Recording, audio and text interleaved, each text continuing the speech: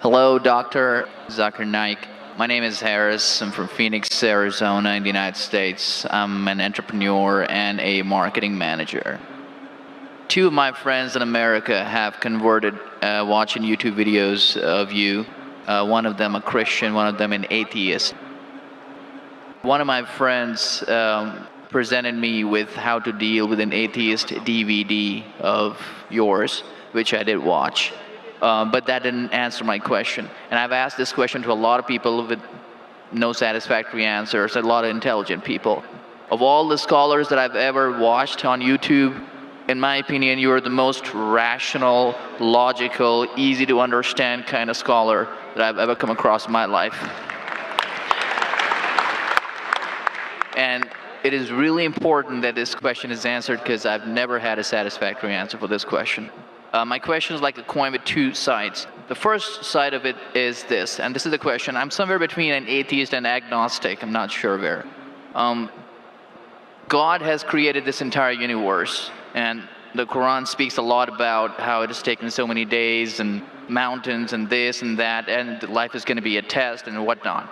My question is, way before God decided to create this entire universe, before he decided to put human beings, before he decided to send Prophet Muhammad or Adam and Eve, way before he even planned about doing any of this, he knew the end result of it. He knows in the end he will be disappointed by certain people and he will throw them in hellfire. He knows they will be burning. He knows they'll be tortured, and that is when they'll be repenting for what they've done. Way before he created the entire universe, he knows the outcome is gonna be bad. It may be good for certain people who are in heaven, but he knows that he can save those people from being in hell, way before he even decided to go ahead with the creation. Yet he decides to go ahead with it, with all his godly logic. Why would he want to do that? The question, if I can just put it in this manner, how can God be so sadistic that he would actually go ahead with a plan which he knows is going to end up in that manner? That's the first side of the coin. The second side of the coin is, for some reason, if I believe that, okay, God is almighty and he understands everything is great, God is great, why is God insisting in the Quran that look at the mountains, look at the protons, the electrons, this and that, everything is so synchronized, how amazing I am? Why is he forcing us to find his creation amazing when it is a piece of cake for God? I mean, he just had to say kun and it was done. Then why is it a big deal if God has made this entire universe which is so amazing? Because for God it's nothing. So I should not be really amazed at his creation. He can do much more than this. So I do not understand why he wants us to respect what he's done or find it amazing what he has done. The brother asked a very good question and a very intellectual question. It's a very good question. And he has seen some of my tapes on YouTube, even of atheism. And this question that is troubling him, he hasn't got the answer to. The brother asked the question that Almighty God knows everything before he created the heaven and the earth, before he created human being. Even if one person goes to he could avoid that. Hell, he could have avoided that. I mean, he could avoid being disappointed. Of course. I'll reply. The brother said, even if one person goes to hell, it is as though God would be disappointed. Now coming to your question, I started a school. And you may have heard Islamic International School. If a teacher takes an examination, if she is just, while she is giving the examination, she writes in the maths paper 2 plus 2 is equal to how much? The student in front of her or him, the teacher, writes 5. She can very well tell the student, change 5 to 4. Would it be just on the teacher during the test and examination to correct a student who's writing a wrong answer? Right, but if she has an option that the student doesn't need to do any of that and still No, I'm asking a simple question. I'm asking a simple question. The teacher has given the question paper. Right. All the students were informed about it. You're right. For that particular situation, For that particular situation, the teacher can tell, dear student, change 5 to 4. What will the other students think about? Unjust. But God can be just at the same time. He can create a completely different condition. He doesn't have to go ahead with that situation. He's not bound by any situation. Brother is saying Almighty God can create something which is perfect and will not make mistake, correct? That Right. God has already done. He created the angels. God Right. created the angels. The angel never go against any commandment of God. But human being is a better creation than angel. The angels have got no free will of their own. If you have heard my tapes, if you have not heard, I'll tell you now. The angels are a creation of Almighty God, but not the best creation. Almighty God created the human beings. The human beings have a free will to go against God or to follow God. If you have chosen to be a human being, if you disobey His commandments, you go to hell. If you obey His commandments, you're superior than the angel. Because the angel doesn't have a free will of his own, then he follows God. It's nothing great. The human beings are the better creation of Almighty God. Almighty God has given a free will. That's a different question that Almighty God knows. Because He has ilm-e-ghaib, He has knowledge of the future. He is more superior. So He has created such a creation which has a free will. The fault is of human being, not God. No, but God has created us with that fault, and He knows He can Not avoid fault, that. not fault. It's not fault, brother. It is free will. Why is He giving us a free will when He knows He's going to eventually put these many people in hell? Why is He doing something? That is a different creation. Like, would you want to create something which can think on its own, or would Why you want would to? someone so compassionate can That, also brother, be that's what sadistic I at the tell you. same time? What you want, God has already created an angel. I'm asking you, which is better? An angel following Almighty God or a human being following Almighty God? Which is better? For me, absolutely, if I get a second chance, I would want to be an angel. Why would I risk going to Second hell? chance, correct. That's why Almighty God says in Surah Araf, chapter number 7, verse number 172, Almighty God brought all the human beings from the loin of Adam and asked them, is there one God? All agreed. Almighty God says in Surah Hashar, chapter 59, verse number 21, if Almighty God revealed the Quran on the mountain would shudder down. Almighty God says in Surah Ahzab chapter 33 verse number 72, it is the human beings who were fools who said we want to be human beings. You and I were fools. Now you cannot backtrack. Once you said you want to appear for the test, once you read the test paper. Nobody asked me. That's They what, asked Adam and Eve. No, brother. Quran says every human being was asked. And then it is washed off. This memory is washed off. If the memory is away, the test, Almighty God says in the Quran, do you want to be a human being? If you become a human being, you can become superior to an angel or can get inferior. If you don't want to become a human being, just pass. Even for argument's Brother, sake, even in that please let condition. me complete. You ask the question. All right, go If ahead. you Sorry. interject, how will I answer? Sure, go ahead. So Almighty God asked the human beings, and the Quran says, we human beings were fools, you and I both, were fools who opted for the test. Now once you undergo a test, if you follow the commandment after free will, you be superior to an angel. If you disobey Allah, you become inferior to an angel. We wanted to pass with distinction, you and I. You told, I don't remember. Of course you will not remember. And even I don't remember. But I believe in the Quran. On the day of judgment, Almighty God says, not a single human being will object to the justice of Allah. That we'll come to know on the day of judgment. Only thing we'll say, please give us one more chance. Almighty God will say it's too late. Because if He wants to give you a new chance, even I'll have to come back in the world again. Again, everyone. So those who failed, He can't get only the failures. So the Quran says no one will ever object on the justice of Allah. They will request Allah, give us one more chance. Almighty God will say too late. Almighty God gives us chances in this world itself. You make a mistake, Allah gives you a chance to repent. You repent. Allah forgives you. Again you make a mistake. Once you die, it's only one. So as far as the first question is concerned, why did God create? Because it's a better creation. Any logical person, including you, has to agree that a person who has the free will is a better creation than a person who has no free will. Only your question you don't remember is perfectly right. When you die, when you're resurrected, that time you and I will meet. Then you will say, I remember. Even I don't remember now. But I have faith in the Quran that Quran cannot be wrong, because scientifically, if you heard my lecture, 80% of the Quran is 100% matching with science. 20% is ambiguous, neither right, neither wrong. So my logic says when 80% is 100% correct and not even 0.1% of the 20% is wrong, so my logic says even this 20% would be right. I'm a scientific person, I'm a logical person. So I believe in the statement of the Quran that we chose. If you wouldn't have chosen, you could have questioned God. Why did you make me a human being? Then God would have been at fault. But God says in the Quran, He asked, the mountains were afraid. Everything else were afraid. We human beings opted for this. But do you remember being asked? I don't remember being asked. Brother, that question. if you heard my answer, even I don't remember. But if you remember, then where is the test?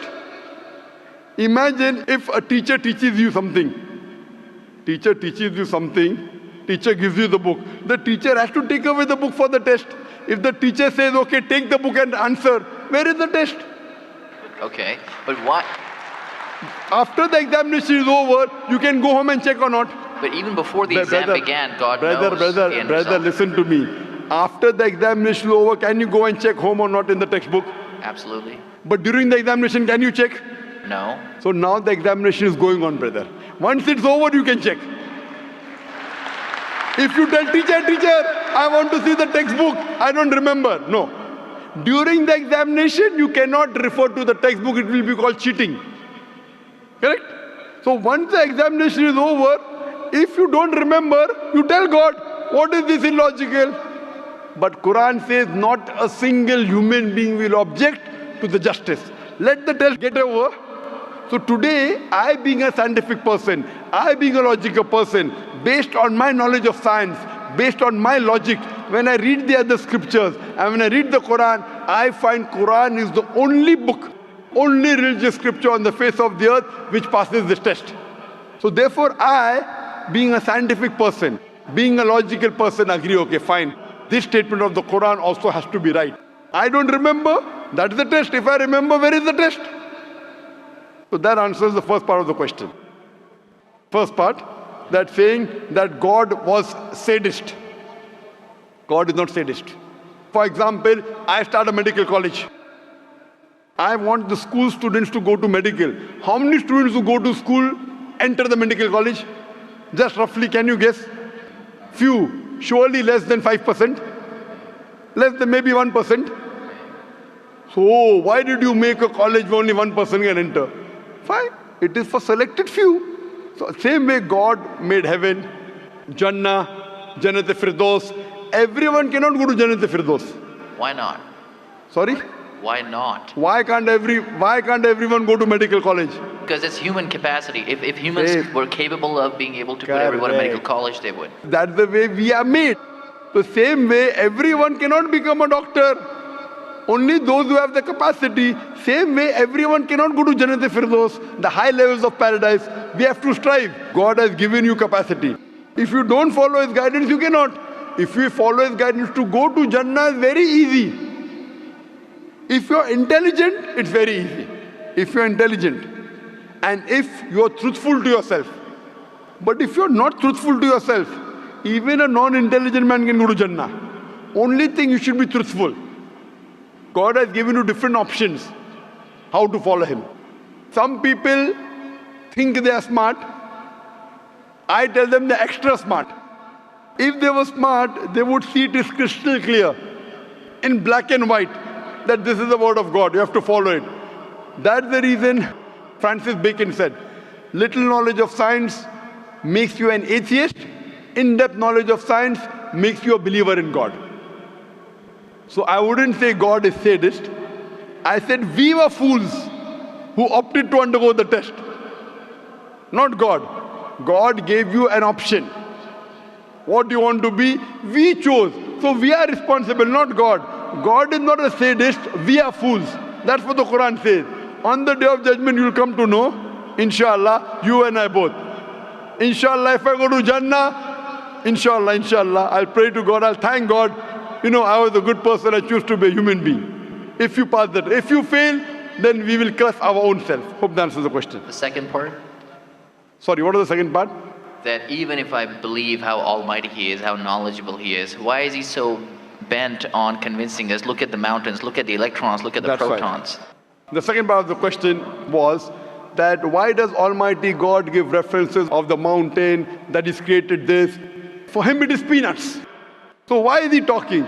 You know why is He saying?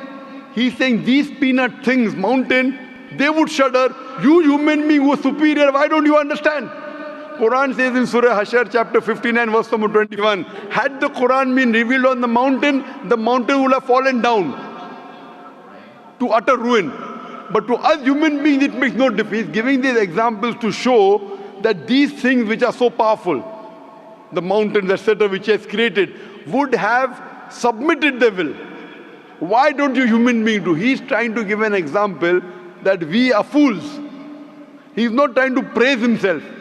And whenever He asks us to praise Him, or when He says, for we say Allahu Akbar, God is the greatest.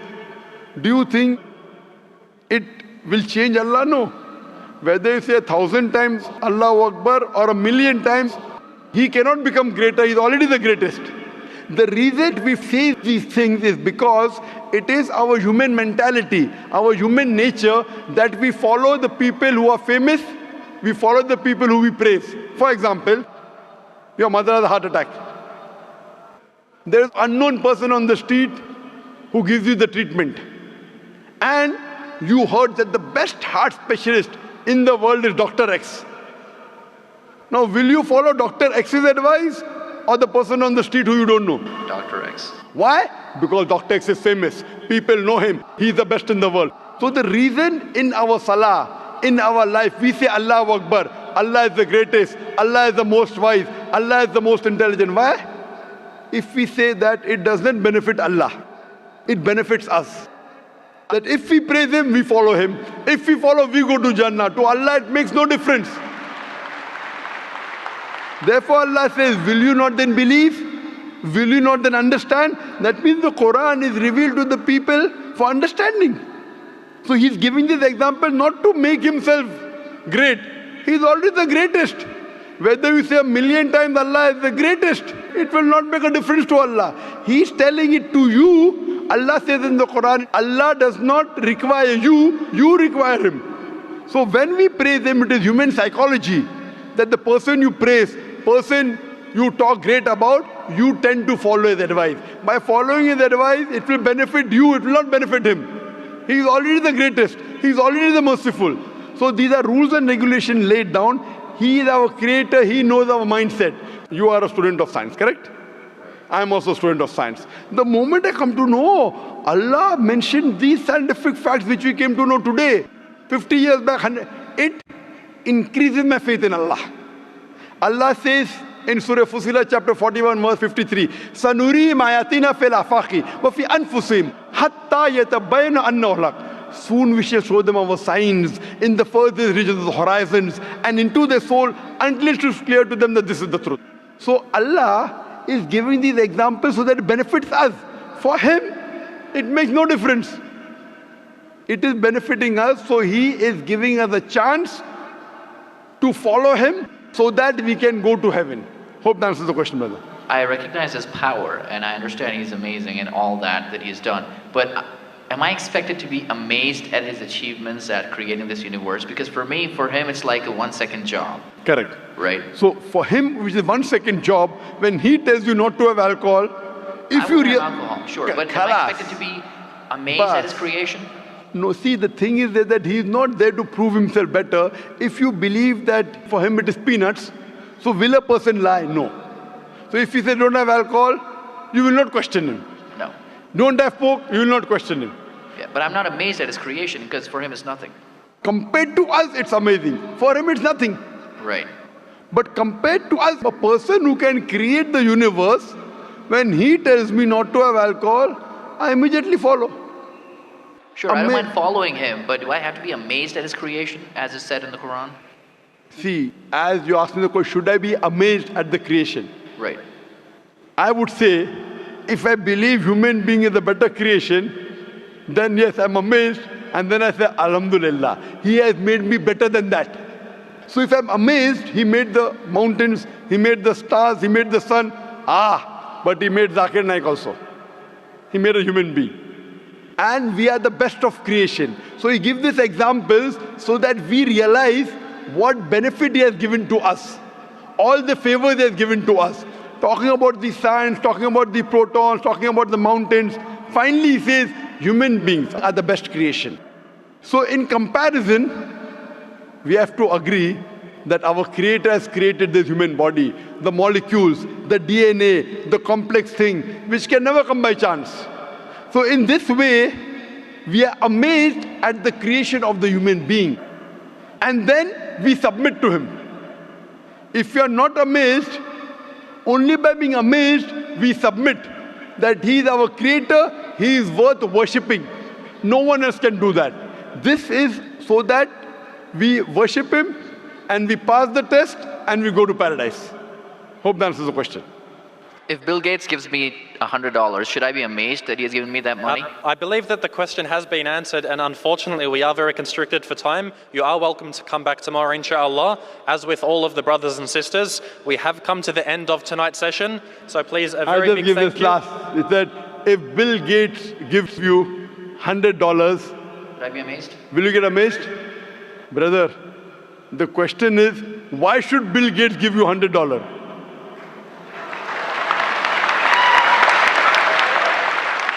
If you tell me a Tom, Dick and Harry gives you $100, nothing to be amazed. Bill Gates gave me $100. It's something that he gave you. Why did he give you? Why not somebody else? Why? The question is, why did he give you is the question. Okay. If some Tom, Dick and Harry gives you, if a man on the street gave you $100, Bill Gates. Got it. You got That's it, the no? answer. Got it. I got that. So now you're convinced, huh? Yes, absolutely. That is the answer. So inshallah, I hope that we'll come closer to Islam. So I should not be amazed at the fact that he's given me the money. I should be amazed it's him who's giving the money. Alhamdulillah. Got it. So it was worth the time extending. Alhamdulillah.